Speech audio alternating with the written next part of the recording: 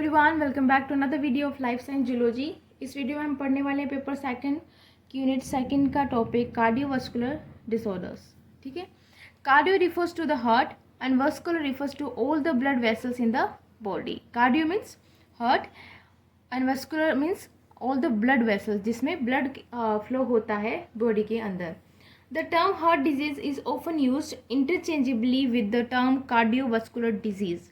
ठीक है, तो एक तरीके से जो हार्ट डिजीज़ है हम उसको कंसिडर करते हैं कार्डियोवास्कुलर डिजीज़, लेकिन थोड़ा सा डिफरेंस हमें यहाँ देखने को मिलता है। अगर हम हार्ट डिजीज़ की बात कर रहे हैं इसका मतलब हम सिर्फ हार्ट को कंसिडर कर रहे हैं, लेकिन कार्डियोवास्कुलर डिजीज़ की जब हम बात करते हैं या कार्डियोवास्कुलर डिसऑर्डर्स की जब हम बात करते हैं, इट मीन्स पूरे के पूरे कार्डियक सिस्टम में अगर कहीं पर भी कोई प्रॉब्लम है तो हम उसके लिए जो है कार्डियोवास्कुलर डिसऑर्डर्स कंसिडर करते हैं। इसमें हमने ब्लड वेसल्स को भी साथ में इंक्लूड किया हुआ है। Generally refers to condition that involve narrowed and blocked blood vessels that can lead to heart attack, chest pain and stroke. ठीक है, तो अगर ब्लड वेसल्स में भी कहीं कोई प्रॉब्लम है तो वो जो डिसऑर्डर है वो किस में आएगा? कार्डियोवास्कुलर डिजीज में। नेक्स्ट है symptom of cardiovascular issue include pain and pressure in the chest which may indicate एंजीना। ठीक है, तो ये कुछ सिम्टम है। अगर हमें इस तरह का कोई डिसऑर्डर होता है तो इस तरह के सिम्टम जो है वो हमें देखने को मिलता है, राइट। पेन और discomfort in the arms, left shoulder, elbow, jaws and back. तो अगर हार्ट में कभी भी प्रॉब्लम होती है तो मोस्टली क्या होता है कि आर्म्स में जो है पेन फील होता है, स्पेशली लेफ्ट शोल्डर में हमें जो है पेन फील होता है।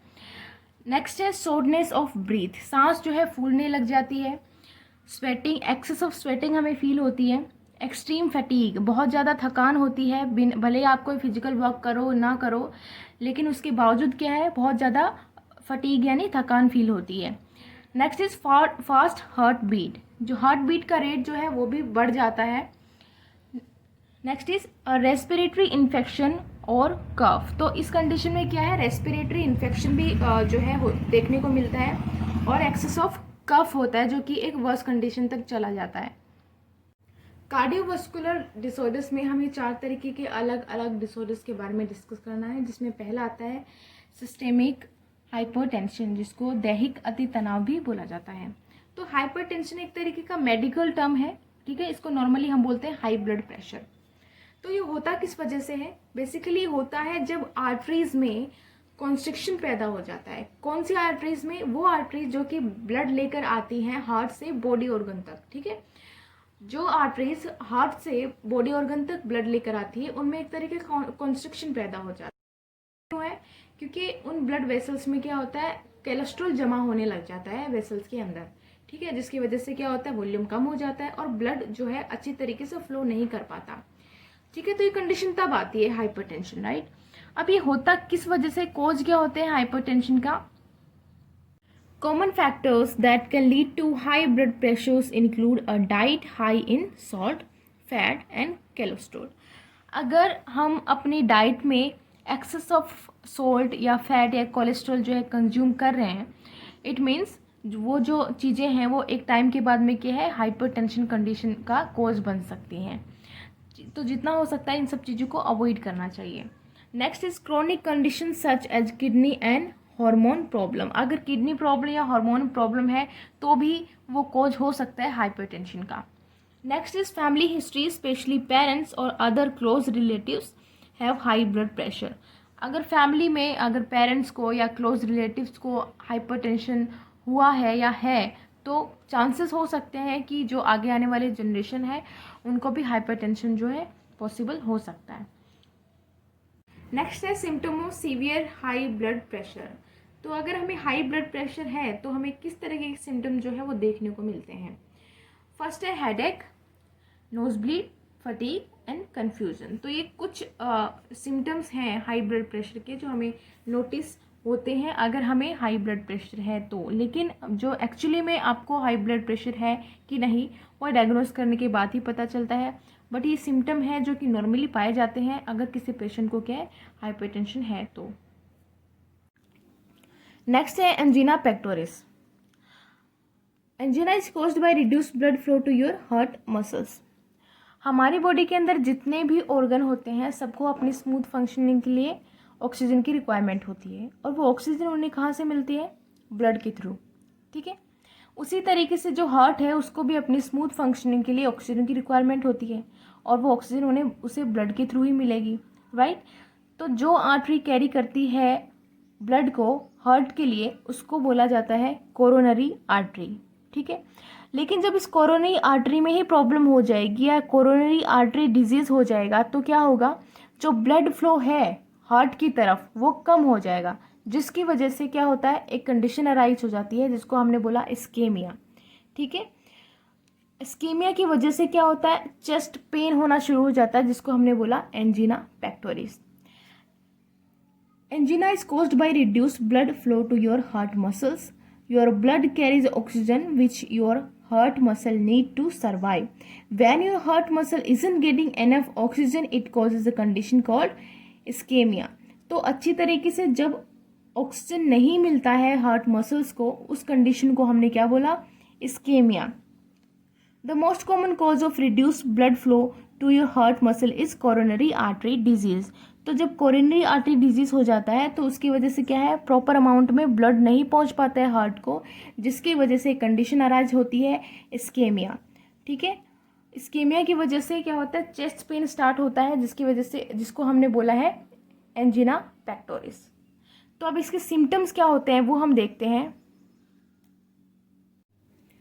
एंजीना सिम्टम्स इंक्लूड चेस्ट पेन। तो सबसे ज़्यादा इम्पोर्टेंट सिम्टम जो है वो है chest pain and discomfort, possibly describe as pressure. तो एक तरीके से प्रेशर फील होता है चेस्ट में, स्वेटिंग फील होती है और फटीग फील होता है। तो ये सारे सिम्टम हैं जो हमें देखने को मिलते हैं जब भी कोई पेशेंट जो है एंजीना पेक्टोरिस से सफ़र कर रहा होता है। तो और कोज क्या होता है इसका? Angina is caused by reduce blood flow to your heart muscles. जब हार्ट मसल्स को प्रॉपर अमाउंट में ब्लड नहीं मिलता है तो ऑफकोर्स उसको ऑक्सीजन भी प्रॉपर अमाउंट में नहीं मिलेगी, जिसकी वजह से क्या होता है? एंजीना पेक्टोरिस अराइज हो जाता है। नेक्स्ट है myocardial infection. The most common cause of myocardial infection is the rupture of an atherosclerotic plaque on an artery supplying heart muscle. ठीक है, तो जब ये अर्थरोस्क्लेरोटिक प्लेग जो होता है ये रैप्चर हो जाता है, उसकी वजह से क्या होता है? मायोकार्डियल इन्फेक्शन होता है। अब ये अर्थरोस्क्लेरोटिक प्लेग होता है क्या? बेसिकली सबसे पहले देखते हैं प्लेग क्या होता है। प्लेग जो होता है वो एक फैटी डिपोजिशन हो जाता है जो कि आपकी जो आर्टरी होती है उसको क्लोग कर देता है। अब ये डिपोजिशन बनता किससे? कैलोस्ट्रेल से, फैटी सब्सटेंसेस से, या सेलुलर वेस्ट प्रोडक्ट से, या कैल्शियम से, या फिब्रिन से। इन सब से जो है ये प्लेग जो है बनता है और डिपॉजिट हो जाता है आर्टरीज के अंदर। ठीक है, जब ये आर्टरीज को क्लोग कर देता है तब उसे कहा जाता है आर्थरोस्क्लेरोसिस। कभी कभी ये आर्थरोस्क्लेरोटिक प्लेग जो होता है वो रैप्चर कर जाता है। ठीक है, अब उसके बाद क्या होता है? Plague can become unstable, rapture and additionally promote the formation of blood clot that can block the arteries. ये प्लेग एक तरीके का ब्लड क्लॉट बना सकता है, जिसकी वजह से क्या होता है? आर्टरीज को ब्लॉक कर देता है, जिसकी वजह से मायोकार्डियल इन्फेक्शन पैदा होता है। ठीक है, तो मायोकार्डियल इन्फेक्शन कैसे होता है? जब अर्थरोस्क्लेरोटिक प्लेग जो है वो रैप्चर हो जाता है, उस वजह से क्या होता है? एक क्लॉट फॉर्म हो जाता है, ब्लड क्लॉट, जो ब्लॉक कर देता है आर्टरीज को, आर्टरी को ब्लॉक कर देता है। तो ऑफकोर्स क्या होता है? ब्लड फ्लो रुक जाता है और फिर क्या होता है? मायोकार्डियल इन्फेक्शन होता है। अब इसके सिम्टम्स क्या होते हैं वो देखते हैं। Symptoms of myocardial infection: pressure और टाइटनेस इन द चेस्ट।